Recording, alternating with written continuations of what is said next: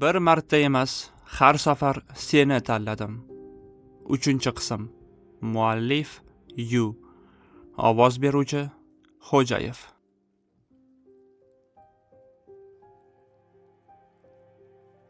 Bugun yana o'sha la'nati o'qish binosiga borishim lozim. U yerda ingliz tilida, ingliz adabiyotidan dars beraman. To'g'risi, o'zimni koreys va rus tilida kursdagi darslarim ham o'zimga yetarli edi. Ammo meni ilmiy ustozim iltimos qilgani uchun majbur bo'ldim. O'zlari eri bilan qayergadir ketgan, bilmayman. Qachon qaytishini. Bilganim shu semestrni tugatib berishim kerakligi. Yaxshiyamki vaqtida Dildorani yordamchi qilib ishga olganim, yo'qsa hech biriga ulgura olmasdim. U rus tilida ravon gapiradi. Oldin ham unga bu taklifni bergandim. Ammo men hech qayerda o'qimaganman. Uyalaman. Bolalarni o'qitishga derdi.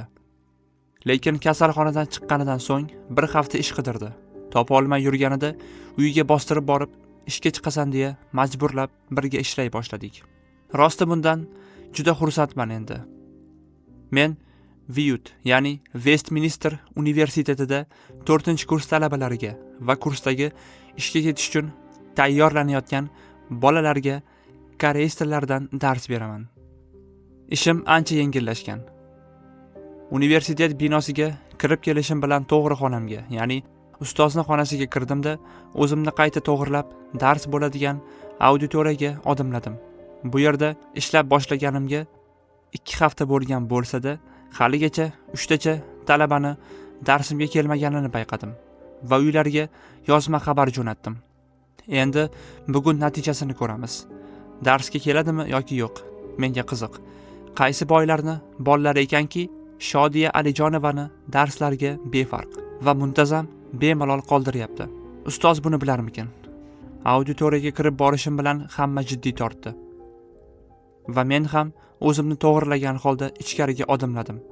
Sumkamni stolga qo'yib, stolni oldiga chiqdim va stolga o'tirgan holda hammaga bir qaradim. Ko'zimga yangi 2 qiyofa ko'rindi. Demak, faqat ikkitasigina kelibdi. Qoyil, yaxshi natija. Nazarimni qayta to'g'ridagi nuqtaga qadadimda, "Hello my young politicians." Salom mening yosh siyosatchilarim. Hello teacher.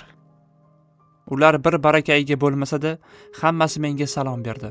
Shu bilan kechaga o'tilgan mavzu Shekspir hayotiga oid savollar va yangi mavzu Shekspirni Romeo Julietta asarini keng muhokamaga qo'ydik. Dars 90 daqiqa bo'lsa-da, biz oxirgi 3 ta savol javobga ulgurmay darsimizni yakunladik. Qo'limga o'sha 3 ta talabani ismini o'qidim-da, ularni xonamda kutishimni aytib chiqib ketdim. Mana uni kutib, unutmoqchiligimga ham 1 oydan oshdi. Negadir oldingiday emasman. Doim dadamga qarshi bir nimalarni boshlab yursam, bu gal jim aytganini qilib yuribman. Faqat o'qishimga borishni xohlamayman. Men universitetni emas, oddiy hayotni tanlagandim. Mayli edi o'qimasam, bobomni qishlog'ida mol boqsam ham. Lekin bu yerda na orzu qilasan, na yashaysan. Bu yerda siqilishga, nolishga, yashashga haqqing yo'q, chunki seni o'rningga allaqachon hammasi tayyor turibdi. O'qiydigan maktabing, universiteting, ishlaydigan joying, uchrashadigan odamlaring bari oldindan belgilangan. Har bir nafasing haqida otamga xabar yetkazilib turiladi.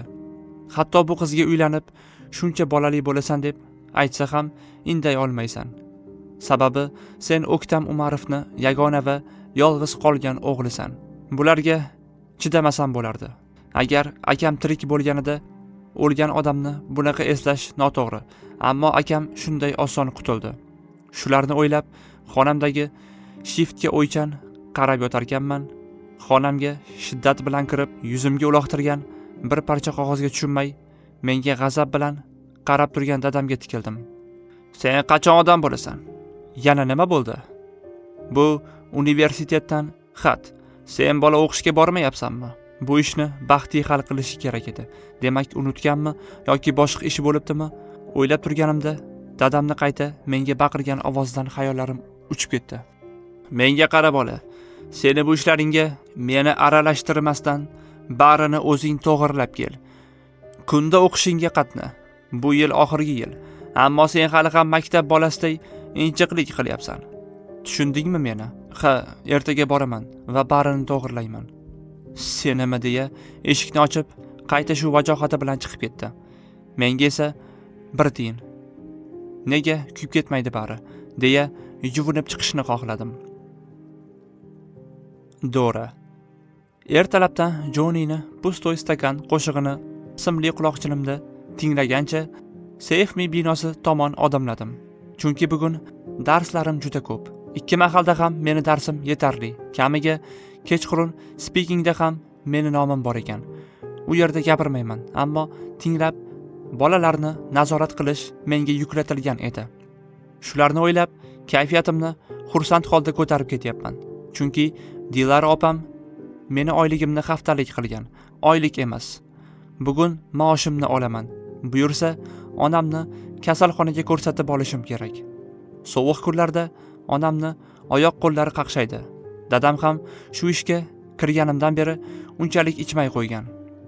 To'g'ri, umuman emas, lekin kamaygan. O'z xayollarim bilan bo'lib, manzilimga ham piyoda yetib keldim. O'quv markazi unchalik uzoq emas. Qisqa yo'llardan yursang, 2 ta bekat ham chiqmaydi.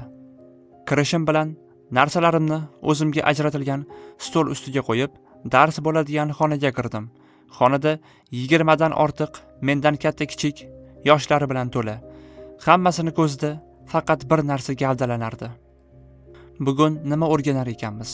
Xullas, bolalar bilan salomlashib, uzun sochlarimni orqaga tashlab darsni boshladim. Baxtiyor. Kasalxonadaman. Hali beri chiqmasligim meni yeb bitiryapti. Ko'rishga hayot va Shahlodan boshqa hech kim yo'q. Xayya, amakimni aytmaganda. Balki o'ylayotgandirsiz, Shahlo kim deb. Meni kotibam va firmani hozirda yakka o'zi boshqaryapti. Har 2 kundan menga ish haqida ma'lumotlarni yetkazib berib turadi. Va yana boshqa masalalarda qoyil maqom yordam beradi. Ya'ni har kunga yangi qizlarni topib berishdi. Hozir bunaqa ishlar bilan shug'ullana olmayman. Lekin chiqishim bilan albatta eski hayotimga qaytishim aniq. Bir payt telefonim o'zimdan ham battar sabrsiz holda jiringladi. Ko'tardim. Orqadan hayotni shunday gapi yangradi. Alo, o'qishimni hal qilaman deb mendan 1000 olganding, qaytar. Jinnursin, umuman unutibman. Do'st, qara. Gapimni eshitmadi. Toshingni ter, Baxti. Seni deb hozir o'qishga ketyapman. Demak, tushlikdan so'ng pulimni olishga boraman.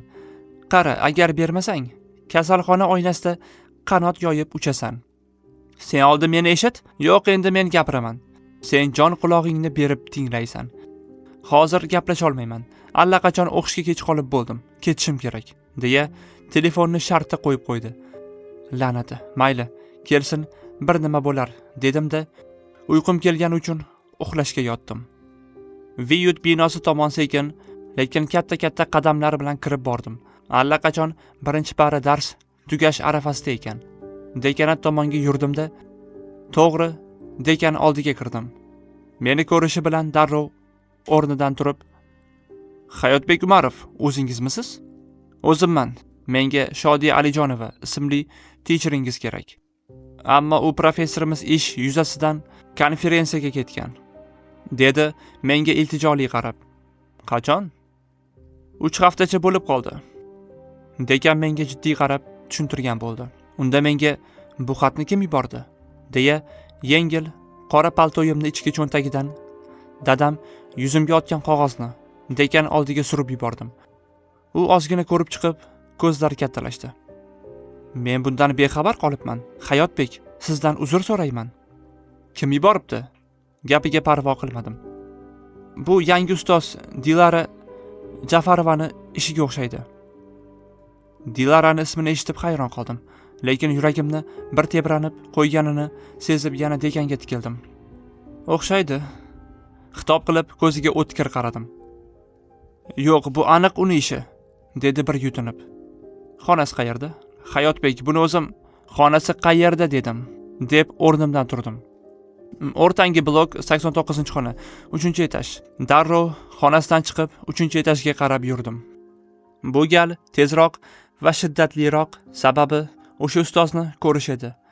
Ammo nega men uni u deb o'ylayapman? Yo'q, agar u qari kampir bo'lib chiqsa-chi? Yo'q, u o'sha. Dilara boshqasi emas. Eshik yoniga kelganimda allaqachon yo'lakni talabalar bosib ketgandi.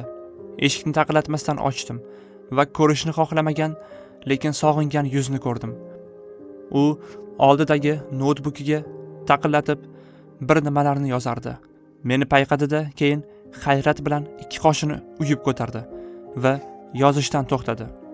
Men ham u kabi ikki qoshimni ko'tardim va lab uchida kulib, orqamda turgan katta eshikni sekin qulfladim.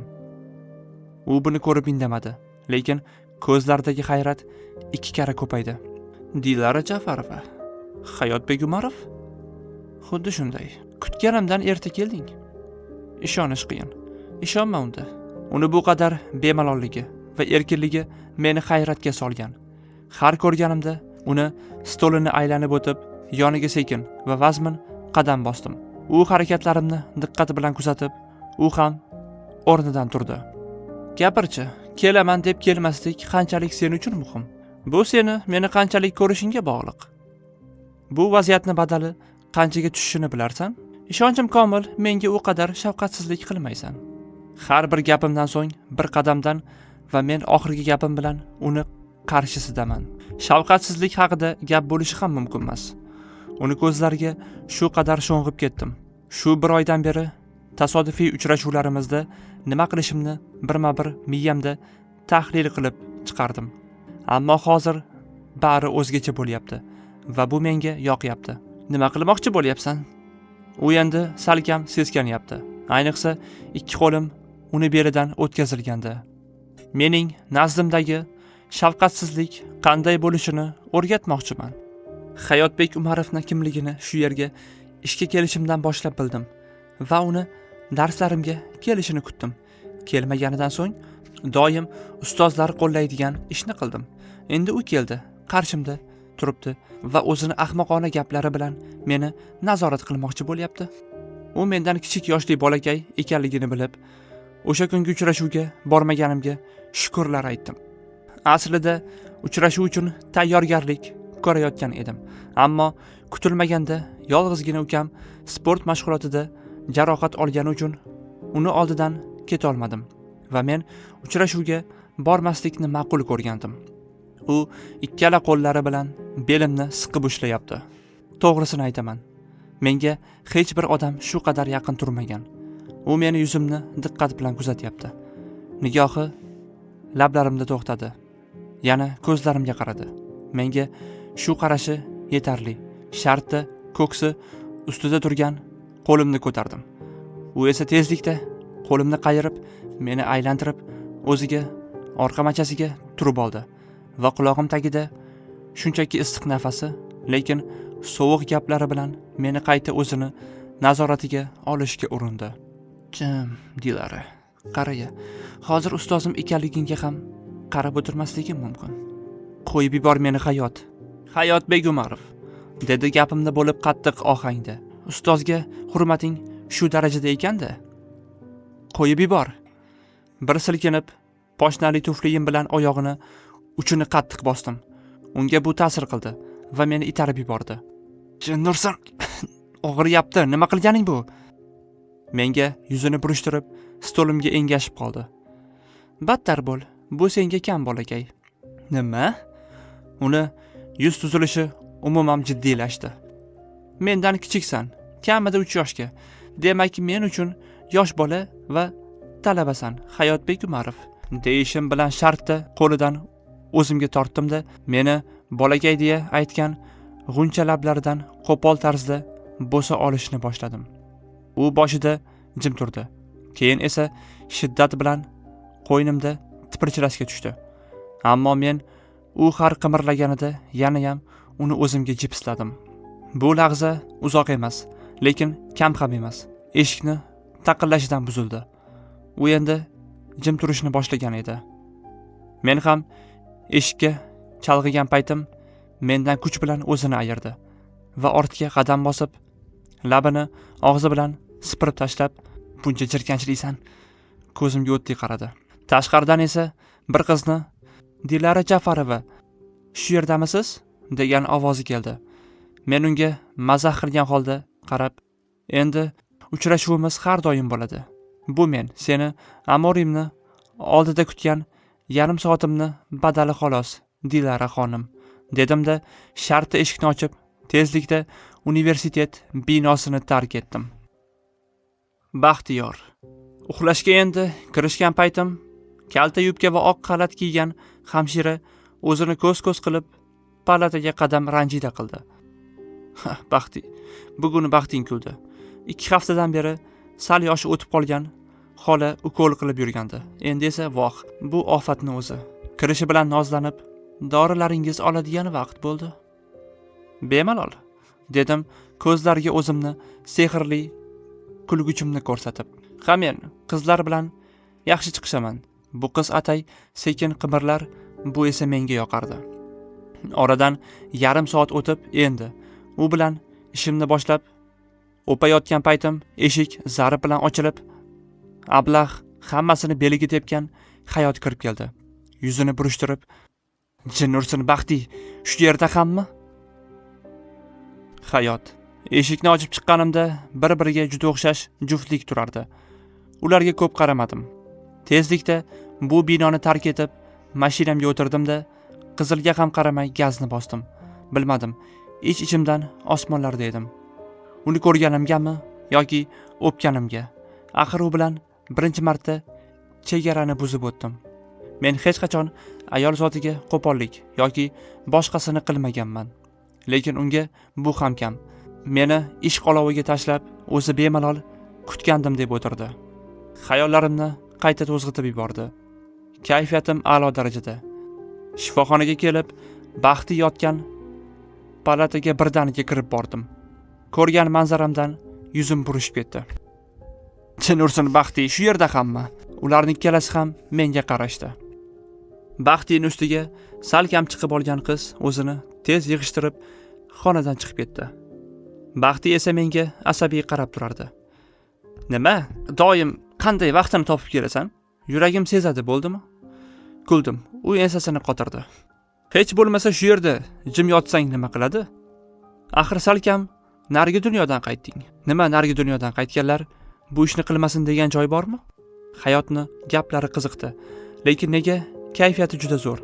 Axir u hozir eng kamida meni burdalash kerak-ku. "Bilganingni qil, hayoting o'zingniki." Xo'p, lekin nega kayfiyating zo'r? Ertaga universitet ishini hal qilaman. Buguncha borganing ham yaxshi bo'ldi. Ertadan bormasang ham bo'ladi. "Yo'q, boraman." "Qayerga borasan?" Uni savolidan unga suzilib qaradim. "Qayer haqida gaplashyapmiz?" "Universitet haqida." "Yo'q, to'xta. Bir kun ichida nima o'zgardi?" "Hech narsa. Meni kutganlar bor ekan.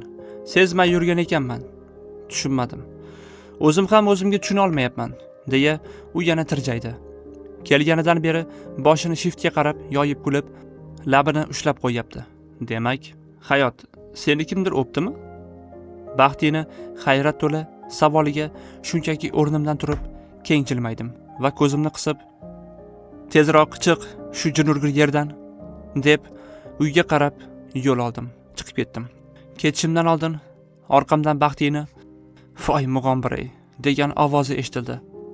Mashinaga o'tirishim bilan Baxti qo'ng'iroq qilyapti. Ko'tardim. "Gapir. Hayot, ish qilib o'pgan qiz o'shami?" "Xuddi o'zi. Axir voz kechdim deganding-ku."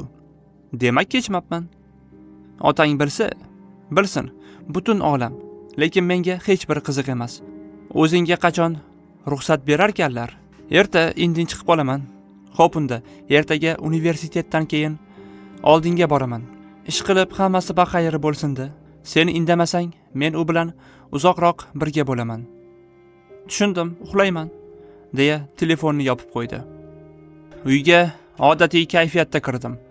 Kirishim bilan Charos meni qarshi oldi. "Akalarni eng kelishgan mehribonim o'zimni. Qancha kerak?" $500. Raqamni eshitib shartta unga qaradim. "Bunchasi nega kerak? Axir doim $100 so'rardi." "Nima uchun kerak?" "Qizlar bilan o'tirishimiz bor, shunga." Gapini oxirigacha eshitmadim. hech qayerga bormaysan.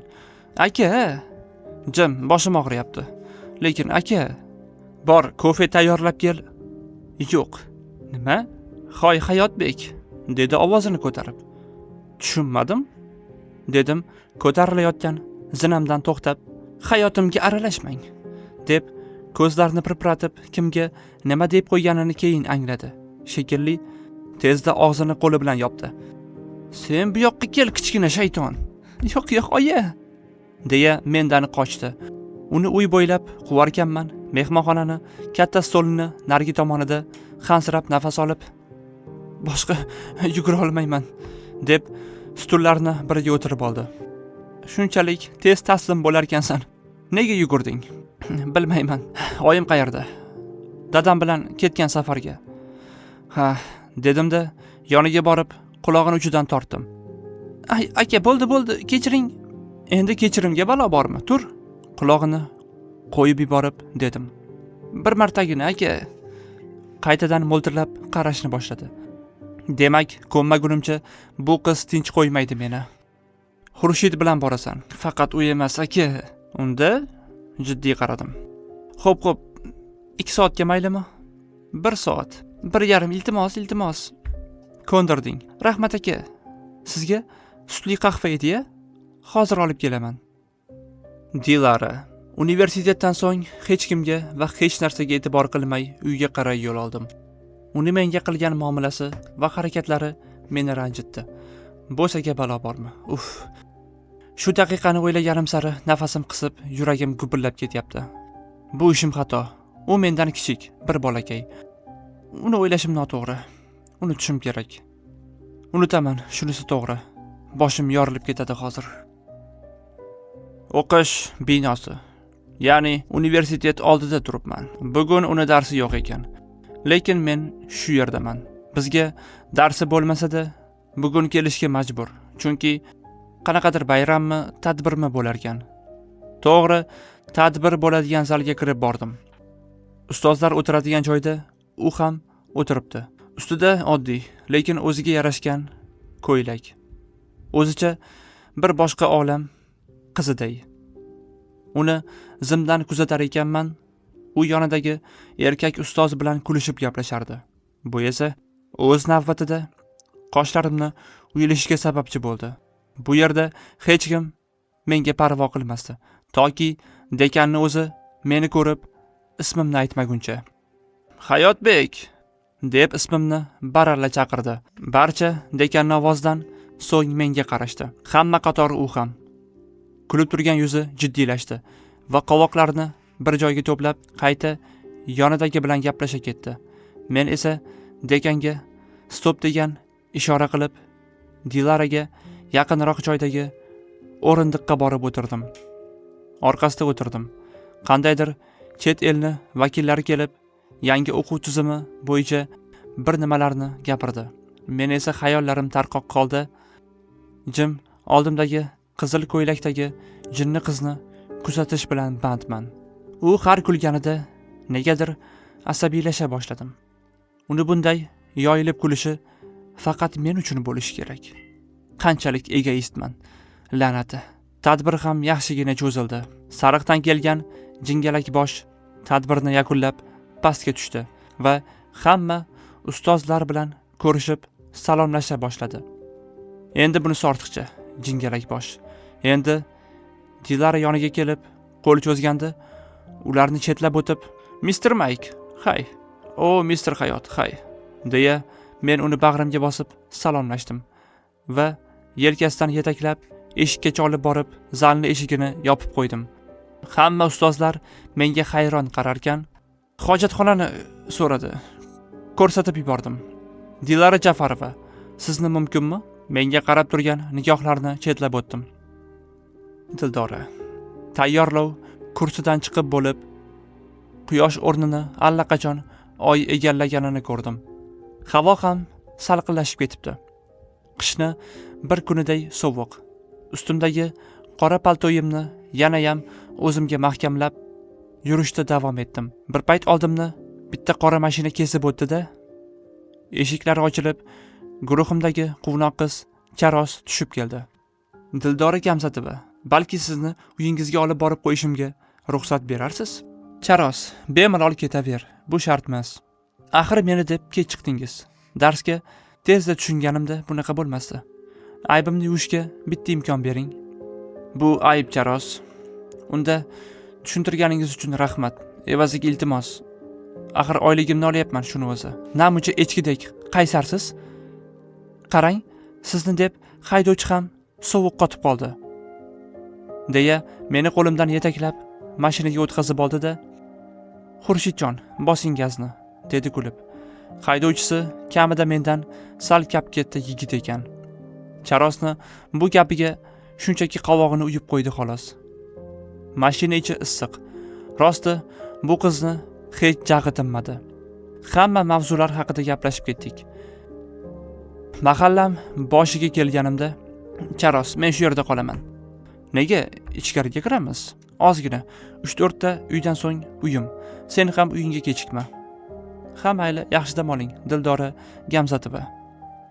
Sen ham xayrli tun", deya qo'l siltab, uyim tomon sekin yurishni boshladim. Hayot. Tadbirdan so'ng u gaplashishni istamadi. Negadir mendan o'zini olib qochishni yaxshigina uddaladi.